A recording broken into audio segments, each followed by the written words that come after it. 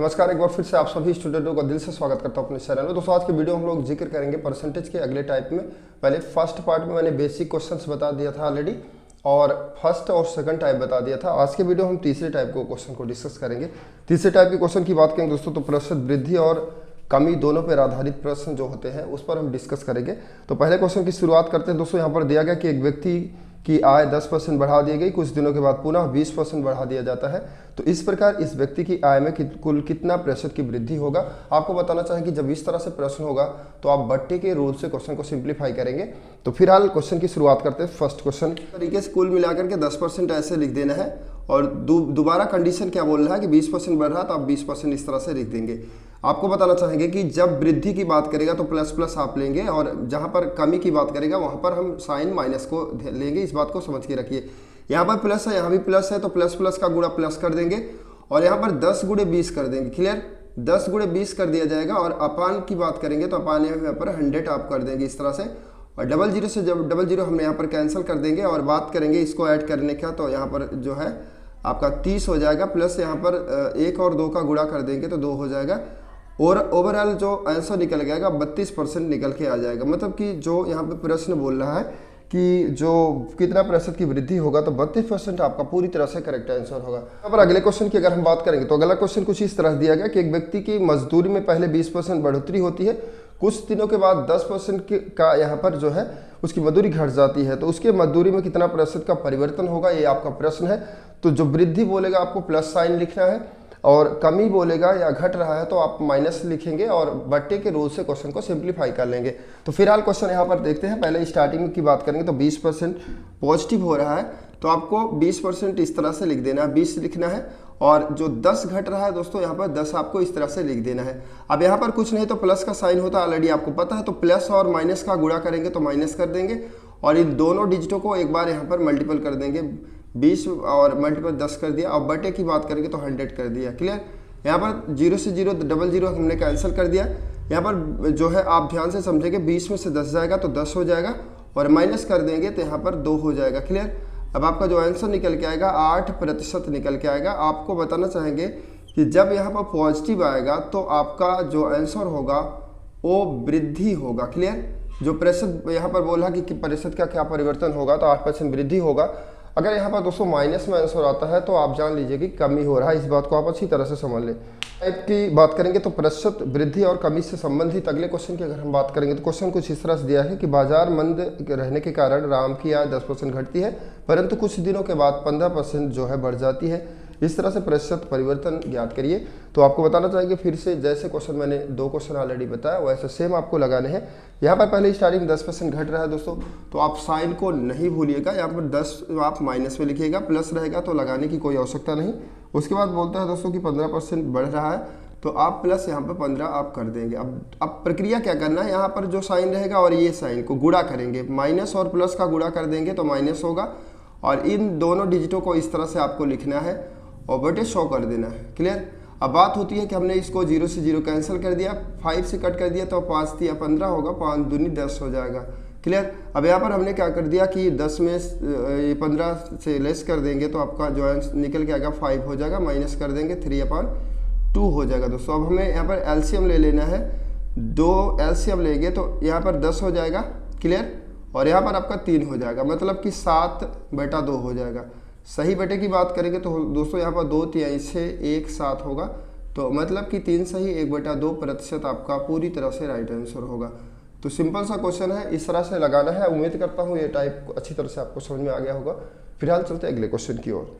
दोस्तों जो प्रश्न हम जिक्र करने वाले हैं चौथे टाइप को यहाँ पर जिक्र करेंगे। चौथे टाइप प्रश्न की बात करेंगे तो क्षेत्रफल से संबंधित है दोस्तों और क्षेत्रफल के बाद आयतन से संबंधित प्रश्न भी हम जिक्र करेंगे। आपको बताना चाहेंगे जब भी कोई भी प्रश्न के अंतिम में क्षेत्रफल पूछेगा तब भी आपको बट्टे के ही रूल से क्वेश्चन को सिंप्लीफाई करना है। लेकिन आयतन में आपको ध्यान देना है कि 3 बार प्रक्रिया करेंगे। वो कैसी प्रक्रिया है आगे मैं आपको एक्सप्लेन करूंगा।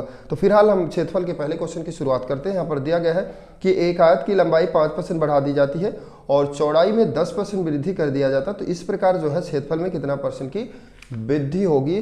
तो क्वेश्चन लास्ट में ये बोलेगा कि क्षेत्रफल में क्या प्रतिशत की वृद्धि होगी या क्या प्रतिशत की हानि होगी, परिवर्तन क्या होगा, ये सारे वर्ड का इस्तेमाल करेगा। तो आपको पहले क्वेश्चन की शुरुआत करेंगे 5% लेंथ में, 5% यहाँ पर लेंथ की बात करेंगे, 5% जो है प्लस हो रहा है। अगर ब्रेथ की बात करेंगे, चौड़ाई के अंतर्गत बात करेंगे तो 10% यहाँ पर पॉजिटिव हो रहा है। तो दोस्तों यहाँ पर बात होती है कि आप बट्टे के रूल से क्षेत्रफल को क्वेश्चन को सिंप्लीफाई करेंगे। जैसे मैंने तीसरा क्वेश्चन आपको तीसरे टाइप के क्वेश्चन को एक्सप्लेन किया, तो यहाँ पर 5 आप लिखेंगे इस तरह से, प्लस आप 10 लिख देंगे, क्लियर। और यहाँ पर प्लस प्लस का गुणा करेंगे तो प्लस कर देंगे, और यहाँ पर जो है माइनस करने की आवश्यकता नहीं है आपको, ध्यान से समझिएगा। जैसे मैं स्टार्टिंग में बताया था आपको, यहाँ दोस्तों हमने कट कर दिया, ये बात आपको समझ में आ गया होगा। 5 का 5, 5 दूनी 10 हो जाएगा, इसको ऐड कर दिया तो 15 हो गया दोस्तों। 15 प्लस कर दिया 1/2, तो आप इसको कर सकते हैं कि 15 सही 1/2 आप लिख सकते हैं। तो आपका आंसर जो होगा 15 सही 1/2 आंसर निकल के आ जाएगा। अगर आपको समझ में बातें नहीं आ रही हैं तो आप इस तरह से एलसीएम आप ले लेंगे, तो एलसीएम आप 1 करके एलसीएम लेंगे तो आपका 2 हो जाएगा, और यहाँ पर हो जाएगा कि 15 दूनी 30 हो जाएगा दोस्तों, और प्लस यहाँ पर 1 हो जाएगा, और यहाँ पर 31 हो जाएगा, 31/2 हो जाएगा। अब इसको भाग दे के सही बटा में आप कन्वर्ट करेंगे तो यहाँ पर 2 1 2 हो जाएगा, और 1 बच जाएगा तो 11 होगा, 2 पंचे 10 हो जाएगा, फिर 1 बचेगा और बटा 2 कर देंगे, तो ये आपका 15 से 1/2% आपका आंसर निकल जाएगा। मतलब क्षेत्रफल में जो वृद्धि की बात करेंगे 15 से 1/2 वृद्धि होगी। तो इस तरह से क्वेश्चन सिंप्लीफाई करने हैं। क्षेत्रफल से रिलेटेड अगले टाइप के क्वेश्चन की बात करेंगे, तो एक आयताकार खेत की लंबाई 20% बढ़ा दिया जाता है, चौड़ाई में 10% अगर घटा दिया जाता है, तो क्षेत्रफल जो दिया गया है, क्षेत्रफल में कितना परसेंट का परिवर्तन होगा। तो आपको बता दूं कि स्टार्टिंग में आपको वही करना है जो आप तीसरे टाइप में क्वेश्चन किए और क्षेत्रफल के पहले क्वेश्चन में आपने किया। तो 20% आपको लिखना है। बार बार यही प्रक्रिया मैं आपको एक्सप्लेन कर रहा हूँ, उम्मीद करता हूँ आपको समझ में अच्छी तरह से आ रहा होगा। 0 0 से कैंसिल कर देना है, और यहाँ पर 20 में से 10 जाएगा तो 10 हो जाएगा दोस्तों, यहाँ पर आपका 2 हो जाएगा। तो जो क्षेत्रफल में परिवर्तन की बात करेंगे वो 8% का परिवर्तन हो जाएगा। कहने का मतलब जो आंसर निकल के आएगा 8% पूरी तरह से राइट आंसर होगा। तो उम्मीद करता हूँ क्वेश्चन की बात करेंगे तो एक वर्ग की भुजा 25% बढ़ा दी जाती है, तो उसके क्षेत्रफल में कितना प्रतिशत की बढ़ोतरी होगी। तो आपको बता दूं कि यहाँ पर थोड़ा सा जान लेंगे कि रेक्टेंगल और जो है ट्रेंगल स्क्वायर क्या चीज़ें होती है। तो ये आयत हो गया, आयत का जो लंबाई होता है वो सेम होता है दोस्तों, जो लेंथ होता है से 10 हो गया तो ये भी 10 होगा। अब ब्रेथ की बात की, अगर 5 दे दिया तो ये भी 5 होगा, मतलब ये सारी चीज़ें। लेकिन ध्यान से समझिएगा, यहाँ पर हमने प्रश्न में वर्ग की बात बोला हूँ, वर्ग का मतलब होती है सारी भुजाएं इक्वल होंगी, ये बात समझिएगा आप। यहाँ पर प्रश्न को दिया गया कि 25% बढ़ोतरी हो रही है, तो 25% बढ़ोतरी का मतलब होता है कि आप लंबाई के थ्रू भी बढ़ोतरी 25% होगा और चौड़ाई के थ्रू भी 25% बढ़ोतरी आपका होगा। तो फिलहाल यहाँ पर क्वेश्चन सिंप्लीफाई कर लेंगे, वही रूल लगाना, कोई अदर रूल्स नहीं फॉलो करने हैं। आप यहाँ पर 25 लिख देंगे, 25 + 25 कर देंगे, क्लियर, और प्लस कर देंगे, चूंकि प्लस प्लस का गुणा प्लस होगा। 25 मल्टीपल आप यहाँ पर 25 कर देंगे, और बटे में यहाँ पर 100 कर देंगे। यहाँ पर जोड़ देंगे दोस्तों तो 50 हो जाएगा, प्लस कर देंगे, और यहाँ पर यहाँ पर 25 ही होगा। 25 का मल्टीपल कर देंगे तो 625/100 हो जाएगा। अब 2 अंक दशमलव आप लगा सकते हैं, 50 प्लस कर दिया 6.25 कर देंगे। 100 है तो 2 अंक दशमलव लगाएंगे, ऑलरेडी पता है आपको। अब इसको दोस्तों जोड़ देना है, जोड़ने का मतलब होता है 56.25 आपका पूरी तरह से करेक्ट आंसर होगा। तो वही बटे में आंसर आ रहा, तो हम यहाँ पर जो है मतलब कि पॉइंट जो है 25 दिया गया, तो इसको हम 1/4 भी कर सकते हैं। तो कुछ इस तरह से भी आप इसको लिख सकते हैं, क्लियर। तो दोस्तों अब हम प्रतिशत के रिलेटेड जो क्षेत्रफल से प्रश्न आपने ऑलरेडी समझ लिया।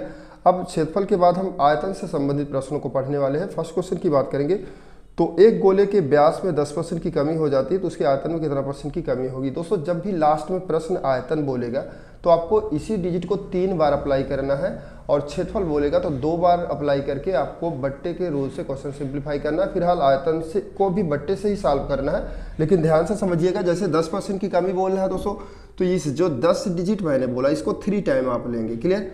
कमी बोला -10% आप लेंगे, फिर से वंस अगेन आप लेंगे। जब आयतन का प्रश्न बनेगा तो आप इस बात को अच्छी तरह से समझ लें। जब डिजिटें अलग अलग होंगी उसका प्रोसेस क्या है आगे मैं बताने वाला हूँ, वीडियो के अंत तक आप बने रहिए।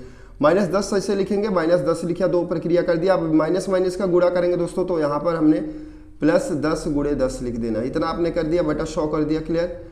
जीरो से जीरो दोस्तों हमने कैंसिल कर दिया, यहाँ पर हो जाएगा ये -20 हो जाएगा, क्लियर, और यहाँ पर +1 होगा, तो जो घट के आएगा -19 आ जाएगा। इतना बात आपको समझ में आ गया। अब दो प्रक्रिया करने के बाद दोस्तों जो तीसरा डिजिट बचा रहता है उसका और जो आंसर आया है इसका, दोनों को फिर से लेकर के प्रक्रिया करेंगे, तब आपका आंसर निकल जाएगा। तो माइनस यहाँ पर 19 कर दिया और -10 कर दिया, और माइनस माइनस का यहाँ पर प्लस कर दिया, 19 गुणे हमने यहाँ पर 10 कर दिया, और बटा 100 कर दिया दोस्तों, क्लियर। यहाँ पर जीरो से जीरो कैंसिल कर दिया, इसको हम घटाएंगे, सॉरी यहाँ पर जोड़ देंगे, चूंकि माइनस माइनस से जुड़ जाएगा तो -29 हो जाएगा, और प्लस हो जाएगा 10 है तो एक अंक दशमलव लग जाएगा, 1.9 हो जाएगा। अब इस चीज़ को सिंप्लीफाई करना है दोस्तों, मतलब ये माइनस में है, ये चीज़ें जो है आपका जो है पॉजिटिव है, जो आंसर निकलेगा वो 27.1 निकल जाएगा, वो भी निगेटिव है। निगेटिव का मतलब होता है दोस्तों की कमी होगा, इस बात को आप समझ लीजिए। दोस्तों प्रतिशत के आयतन से संबंधित अगले क्वेश्चन की बात करेंगे, तो दिया गया कि किसी बेलन की त्रिज्या में 5% बढ़ोतरी होती है, उसके बाद उसकी ऊंचाई में 10% पॉजिटिव होता है, तो इस प्रकार बेलन के आयतन में कितना % का वृद्धि होगा। लास्ट में जब आयतन पूछेगा तो आपको 3 बार इस डिजिट को लिखना है। फिलहाल यहाँ पर दोनों डिजिटें अलग अलग हैं, तो कैसे आप सिंप्लीफाई करेंगे, ध्यान से समझिए। पहले बात करेंगे दोस्तों 5% पॉजिटिव दे रहा है, और दूसरे सेक्टर की बात करेंगे 10% पॉजिटिव दे रहा है। अब बात होती है कि आपको 3 बार लेना है, चूंकि आयतन पूछ रहा है तो आप स्टार्टिंग के जो डिजिट है इसी को 2 बार रिपीट करेंगे, लास्ट के डिजिट को रहने देंगे, तो आपको यही प्रक्रिया करना है बार बार। तो 5 ले लेंगे, +5 ले लिया, प्लस कर दिया, 5 × 5 कर दिया, अपॉन 10 कर दिया दोस्तों। इतना बात समझ में आ गया। इसको जोड़ देंगे तो 10 हो गया दोस्तों, और प्लस कर दिया 25 बटा 100 हो गया। अब बात होती है कि 10 प्लस हो जाएगा 0.25 हो जाएगा। अब इसको दोस्तों ऐड कर लेंगे तो 10.25 आपका आंसर निकल के आ जाएगा।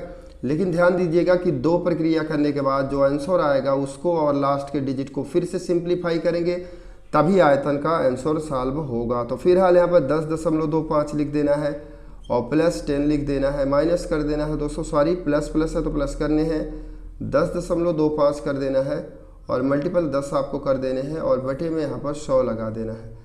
अब आप इस चीज़ को सिंप्लीफाई कर लेंगे दोस्तों, आपका आंसर निकल के आ जाएगा 0.275% निकल के आ जाएगा।